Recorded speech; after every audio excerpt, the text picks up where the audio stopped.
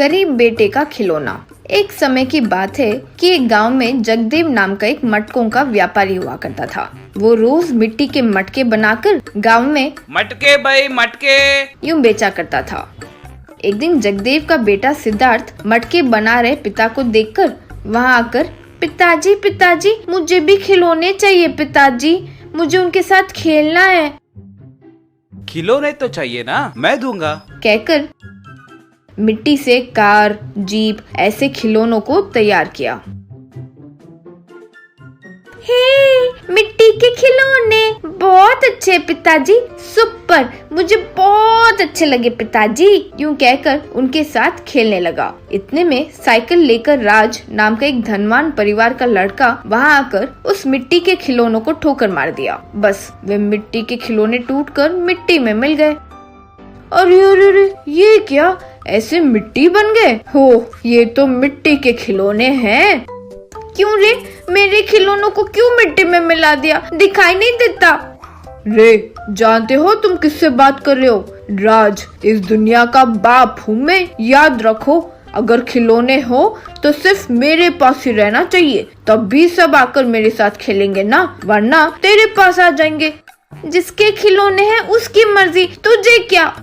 रे, सिर्फ सुनना और मानना तुम्हारा काम है, ज्यादा बोला तो फिर वो मटके भी तोड़ दूंगा, ध्यान रहे। ये उसे धमकाकर चले गया। इस तरह सिद्धार्थ कई बार मिट्टी के खिलौने बनाया, लेकिन राज आकर उसे तोड़ता ही रहा। लेकिन सिद्धार्थ धीरज बनाए रखा।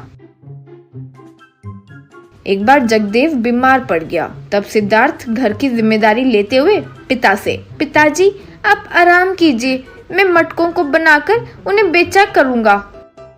इस तरह मटके तैयार करके अगले दिन बेचने के लिए एक बंडी पर ले जा रहा था।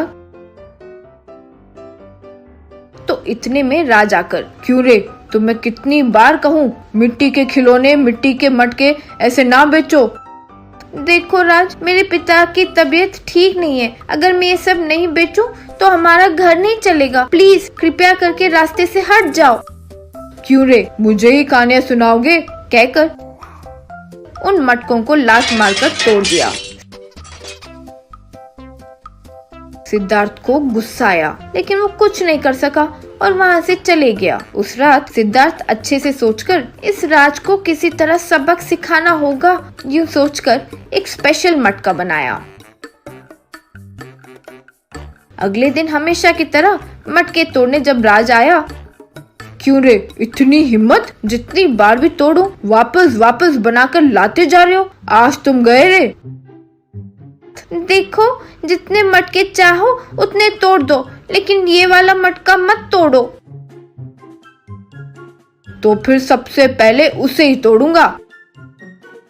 नहीं नहीं, वो स्पेशल मटका है, उसे सर पर लगाने से इंसान को ज्ञानोदय होता है। ज्ञान जब तक नहीं आए तब तक वो मटका बाहर नहीं निकलता, आगे तुम्हारी मर्जी। क्या रे, मुझे ही कहानियां सुना रहे हो? ठीक है, उस काले मटके को सर पर मैं रखूंगा, कहकर दोनों हाथों से काले मटके को लेकर अपने सर पर रखा। क्या रे, पूरा अंधेरा है, अरे मुझे कुछ दिखाई क्यों नहीं दे रहा है? अरे ये क्या, मटका बाहर ही नहीं आ रहा है, बचाओ, ये सिद्धार्थ कहीं का मुझे कुछ कर दिया, यूं पुकारने लगा। दूर से गांव के बड़े जल्दी जल्दी आकर, क्या हुआ बेटा, क्यों ये मटका पहने हुए हो? अरे मेरी मती मारी गई थी जो पहन लिया जी, पहले ही मटका कृपया करके निकाल दीजिए, बेकार में पहन लिया, ये सिद्धार्थ कहीं का मुझे धोखा दिया। सिद्धार्थ तब गांव के बड़े से जो हुआ वो सब बताया। गांव का बड़ा अच्छे से हंसते हुए अच्छा सबक सिखाया इसे, कहकर एक लकड़ी लेकर उस मटके को मारने लगे। बहुत मारने पर भी वो मटका नहीं टूटा। तो गांव का बड़ा सिद्धार्थ से, ये क्या सिद्धार्थ, इतना मारने पर भी ये नहीं टूट रहा है? ये नहीं टूटेगा सर, मैंने स्पेशल तरीके से बनाया है, इसे ज्ञान आने के बाद ही ओपन होगा। तो तुम्हें क्या लगता है, राज को ज्ञान मिल गया होगा? पता नहीं सर, फिर से कहीं मेरे मटके ना तोड़ दे।